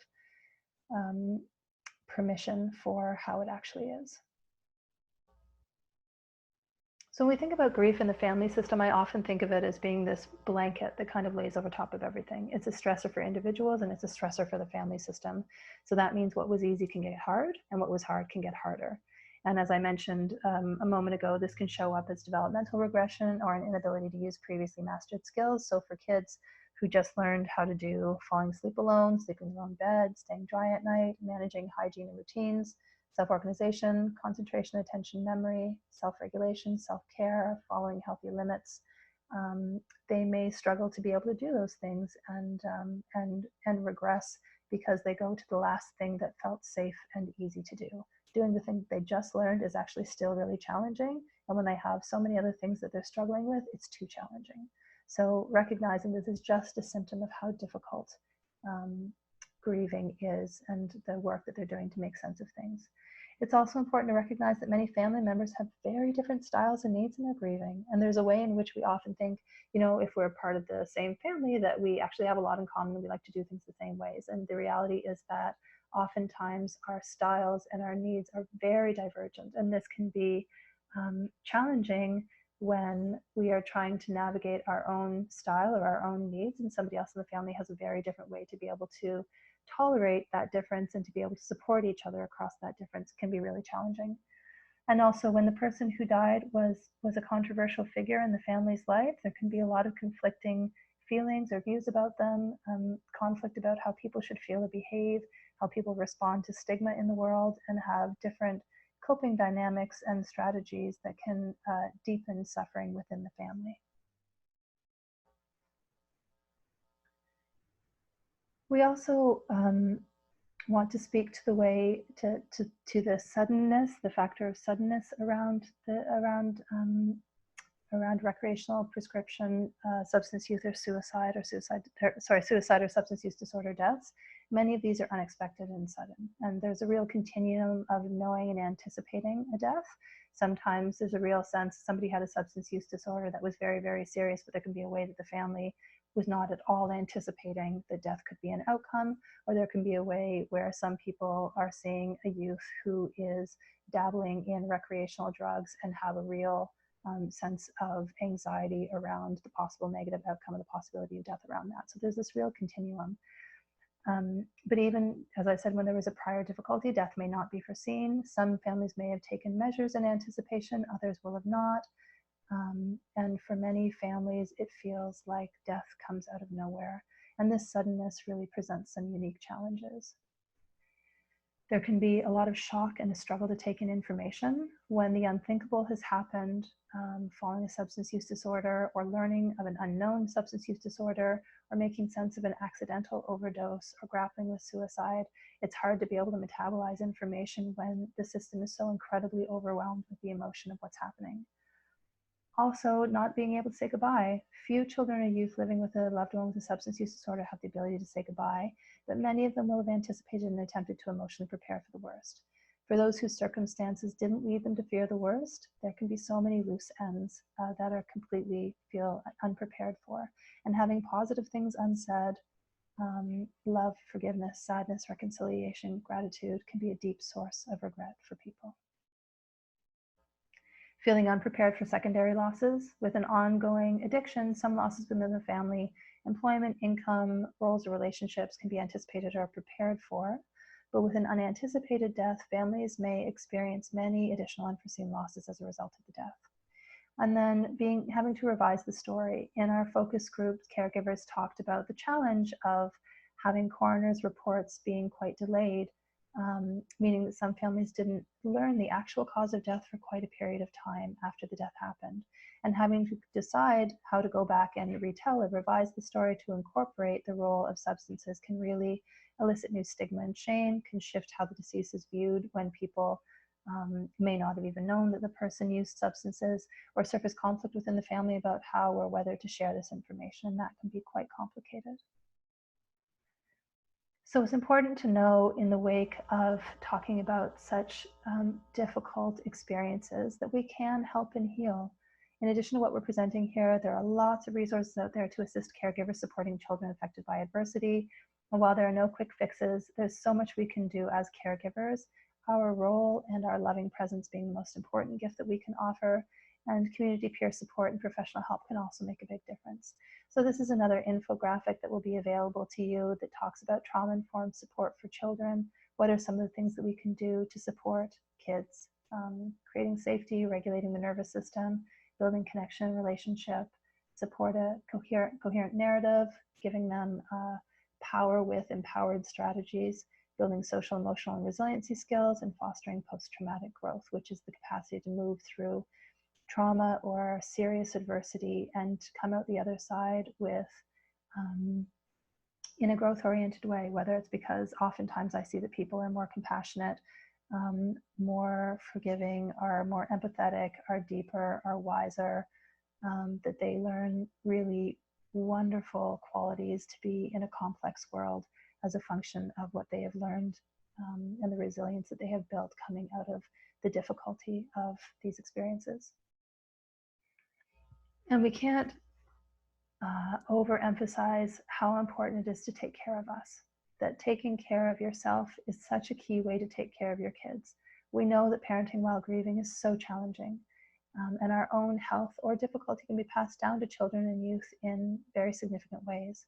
So modeling self-care and healthy grieving, kindness, compassion, patience, helps us and teaches them life skills that they can use for the rest of their life. Kids feel safer knowing that you're safe physically, emotionally, and psychologically, and being able to maintain healthy conditions for yourself enables them for your children. So this means we need to tend to the small as well as the large needs in ourselves as well as in them. So ensuring physical safety and meeting our basic needs for sleep, hydration, diet, exercise, and consistent, predictable routine, having time and space to process and care for your grief, safe, supported, and loving spaces in which to honestly express grief without having to pretend to be okay. And as a caregiver, that's such an important space to have, because when you're with your kids, there has to be a way in which they perceive you as holding them, which means you have to hold themselves and sometimes compartmentalize components of your experience. It's so good to have a place where you can safely be in just how difficult it is for you. And of course, you, as much as we're talking about kids, you need connection and inclusion too. And supporting these capacities and these functions and these ways of being in yourself flows down so directly to your kids and gives them permission and guidance for how to be able to do this in their own life as well. So moving on to section 5, talking about substance use and transmission risks with youth and kids. It's never too early to build a foundation of trust and communication. We can talk in open, honest, and developmentally appropriate ways with kids about substance use and their feelings about it, general education about substances and substance use, promoting safe and healthy choices that they can make as they encounter substance use in their peers and community. And as I mentioned earlier, it's so helpful to understand drug literacy as a part of health literacy. We need to recognize that they may already have tried substances or be current users. Substance use and experimentation is very common amongst youth, and they may be using substances to address anxiety, mood issues, or to help cope with difficult thoughts or feelings. They may increase their use to cope with their grief feelings. This may be one of the strategies at their disposal to deal with grief. And they may identify with a substance user and their family in ways that influence them to use substances. And I'm thinking of a youth that I worked with named Janelle, who, after leaving her family at a young age to escape the violence in the home and the substance use, was so adamant that she didn't want to become like the person in her family who was addicted, but when she was out on her own, didn't have the resources or the supports to be able to deal with and process the incredible pain around the trauma that she had experienced. And because she had grown up in a family that used substances to cope, and because that was available to her, that was the strategy that she ended up using, and fell into a substance use disorder herself, even though she was working so hard to be able to be different than the person who was like that in her life. And luckily, she's gotten good help to work with that. We also want to offer a supportive and non-judgmental perspective that creates trust, safety, and openness. So really encouraging youth to express their thoughts, feelings, values, and experiences, and knowing that they can come to us and we're not going to jump down their throat about it, but really listen in an open way and give them space around what they're trying to make sense of. And having us as a resource in this way will help youth to navigate their exposure more safely. Just want to define harm reduction and abstinence approaches because they're often not well understood. Both are part of a larger spectrum of approaches to substance use, and they are parallel but different pathways toward the same aim of recovery. So harm reduction is often misunderstood as being pro-drug, and it's more appropriately understood as being a way of working non-judgmentally with each person around their relationship to substances, aiming to support their health and reduce harmful impacts of any use in their life. And abstinence emphasizes zero use, and for some people feels like a really essential benchmark for health, that if they're using it all, they're not healthy, as somebody who has had an addiction issue. And for other people, that zero use scale feels really unattainable and judgmental, and they're better served by incremental, unique, and person-focused ways of working to reduce the harm in their life and reduce their use. So we can equip youth with the knowledge that genetic factors are real and that they require awareness. Research has suggested that genetics make certain people vulnerable to substance use disorder, as we've discussed, and the risk of developing a substance use disorder is significantly higher for children of parents with substance use disorder. And this can also result partly from the genetics, and also result, as I mentioned, from patterns of coping learned in the family. But we just have to emphasize so strongly that genes don't determine anyone's fate, that positive coping strategies are learnable strategies throughout the lifespan, both before and in response to stress, and teaching kids that they can learn strategies to be able to deal with difficulty in their life in healthy ways really empowers them to become healthy and resilient adults, regardless of what their genetic story is. So understanding and offering care around the emotional and psychological causes of substance use, the things that they're struggling with that might drive them to seek relief through substances, is so key in supporting them to be able to make wise choices in their lives and giving them healthy alternatives. And being able to share and model these skills as a family is even more important. So to talk a little bit about developmental considerations, with preschoolers, there's a misconception that very young children are too young to understand and therefore are unaffected by substance use, by addiction, and by death.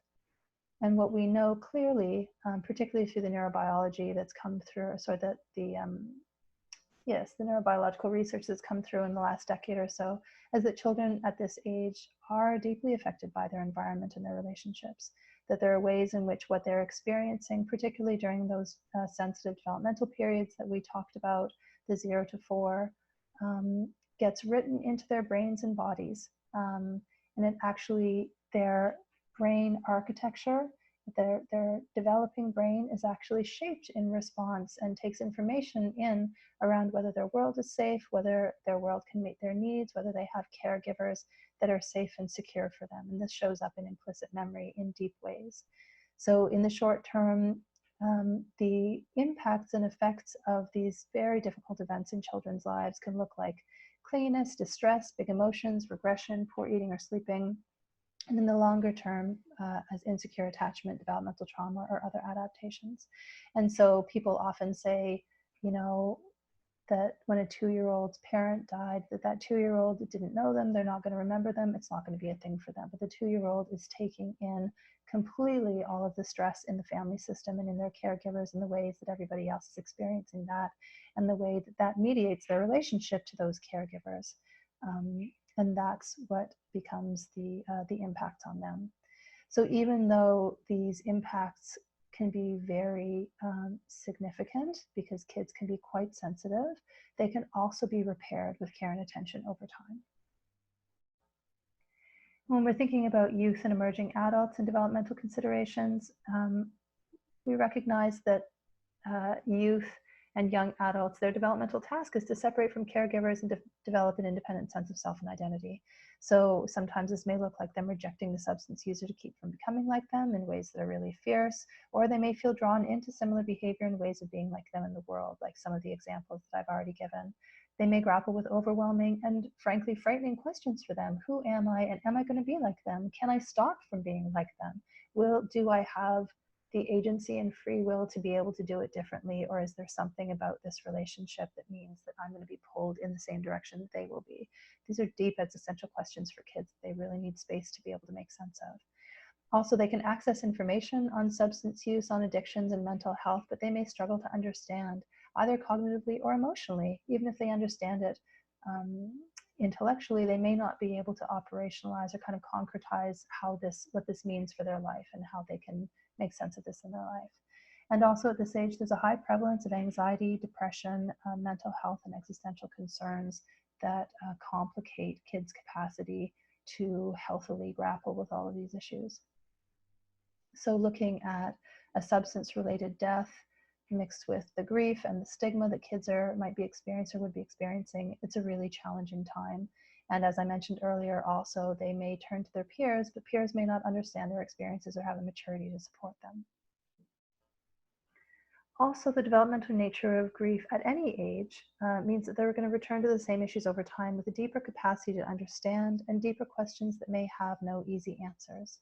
So youth who are cognitively quite aware and curious and thinking about things may be asking big questions that emotionally are difficult for them to make sense of, around the nature of the death, the impact of the death on self and others, questions about substances, about addiction, about the person's experiences, their mental state, all of these things. It's very, very natural that kids will, it's like an evolving spiral. The kids keep coming back to the same questions and the same material, the same experiences in their life at different developmental stages, where they have the capacity to understand it more deeply and with more complexity. And so we want to anticipate this resurfacing and processing material over time and see that this is really, really normal and healthy. We want kids to be able to do that and do that with us. And also we want to recognize that youth have a different capacity to participate in aspects of the processes surrounding the death. So funeral, secondary losses, et cetera, that they can be given a different level of responsibility or participation. So I love this graphic from the Circle of Security folks, and if you're not familiar with their material, you can visit their website, and they have lots of different images, and they also have some really terrific videos about how to parent in the ways that we want to, and not just in the ways that we were parented. But this image really speaks to the way on the left, how as caregivers we want to offer a secure base and a safe haven for children and youth from which they can have the courage and the curiosity and the security to be able to go out and explore. They go out and explore in the world, and when they get to the right, you can see my rudimentary lightning bolt that I put there, which is my way of indicating that they, at some points, meet with adversity. Difficult things can happen. And when they go to the end of the circle and something hard happens somewhere along the way, then they want to circle back to us. They need to come back to us for kind of reassurance, for that safety, to reestablish security. And the images in the picture here are of toddlers, and this is stuff that we usually imagine with toddlers. It's no less true for teens and young adults. It's only that the circle gets bigger. They go further out, and it might be longer until they come back to us. But there's a way in which we want to continue to offer consistent presence, availability, and scaffolding for them so that they can return and get support, encouragement, inclusion, and a healthy family identity, from which place they can then go out and explore who they want to be in the world further. So this is our last section on grief and stigma in the wider community. And again, feel free to take a pause here. Navigating telling is a very tricky thing in the world. So we want to spend a little bit more time talking about that. There are many challenges in managing stigma in the wider community following a substance-related death, and survivors are forced to make difficult choices every day about how and what information to share with people, whether extended family or people who are farther afield, to protect themselves from judgment, assumptions, blame, or other failures of compassion out in the world. And this can certainly start during the period of the person being alive, living with a substance use disorder or substance use, but certainly whether to disclose the nature of the death in the obituary, at the funeral or memorial is often a big question for families. It's often surprising to people the kind of curiosity or what feels like intrusion of questions of people who it isn't necessarily their business, but they're curious to know, and so they ask, and being able to navigate how to answer those questions can often feel tricky. There's a way in which we're kind of working in relationships, sometimes to ignorance, to judgment, and to blame, and we need to do that carefully, and kids need to do that carefully as well. So as I mentioned earlier, it's so helpful to build a clear narrative about what's happened and to be able to prepare and practice responses with kids. So to be able to say, like at school, when you go back and, Jimmy asks you what happened to your dad, what do you feel comfortable saying? What would feel right for you? If you want to say that, okay, great. You don't want to say that? Okay, great. Let's practice that together. I'll be Jimmy, and I'm going to ask, and you practice what you would say to me, just so that it's rehearsed and people don't have to do the hard work of trying to figure out what it is that they want to say in the moment. We want to tell kids and youth that they don't need to answer questions or share details even if they don't feel comfortable, and that means even from adults, any adults, because oftentimes in our culture we teach kids to be obedient to adults, and adults can sometimes take advantage of this, or in well-meaning ways ask kids questions that kids aren't comfortable answering. So empowering kids to be able to decide for themselves whether they want to tell or not is really great. And for them to know that it doesn't mean that they're hiding or being dishonest or ashamed of their person. It's just around them having healthy boundaries in choosing, how, when, or where to share their story. So you can explore and identify people or contexts in the child's life where they feel they could share their story. And in doing this, it can be helpful just to be aware that creating a rigid sense of rules about how to share can increase a child's distress, but being able to empower them to honor their own needs and create safety and limits, and modeling these strengthens their capacity to navigate telling at different ages and stages. So with younger kids, it may need to be more concrete to help them think it through. And with older kids, we can really explore in a more theoretical way and give them space to feel what feels right for them as they go along. So we wanted to offer some possible scripts around things that people say in the process of navigating telling. So I heard your dad died. What happened? So you could possibly say, yep, he died 2 weeks ago and it's been hard. Thanks for your concern. Yes, he was sick and died. Yes, he died, but I don't feel like talking about it right now. Yes, he had a substance use disorder and he was sick for a long time. He died from taking too many drugs. It's hard for me to talk about this. You can ask my mom if you have questions. And all of these answers are good. All of these are good. Or any others. I'm sure you can think of lots of others. Do you have any brothers or sisters? I have one brother and one sister. I have a brother and my sister died last year. I heard your mom died because she took drugs. Is that true? Possible answers. That's private and I'd prefer not to talk about it right now. Yes, she had a substance use disorder and accidentally overdosed. Yes, she died by suicide using painkillers. Yes, she had a substance use disorder and got really sick from it, or just simply yes. Why do you live with your grandparents? What happened to your parents? I can say my grandparents wanted me to come live with them, so I moved in last year. Families come in all shapes and sizes, and this is my family. My parents weren't able to take care of me, so I live with my grandparents. My mom died, and I haven't met my dad. After my mom died, I moved in with my grandparents.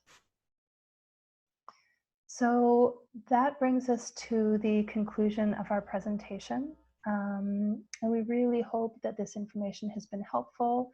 This is just one segment of some of the data and information that we hope to be able to share. So please keep posted to keep connected to us and check the website to see. We hope to be able to add additional resources and additional formats, both print and webinar as well.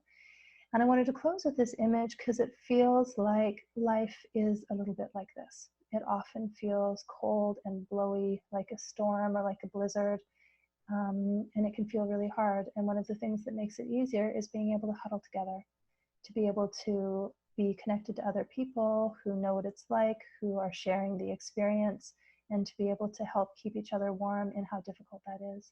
So we're really hoping that this webinar has given you some things that help you to feel more connected, warm, or equipped to deal with the situation in front of you.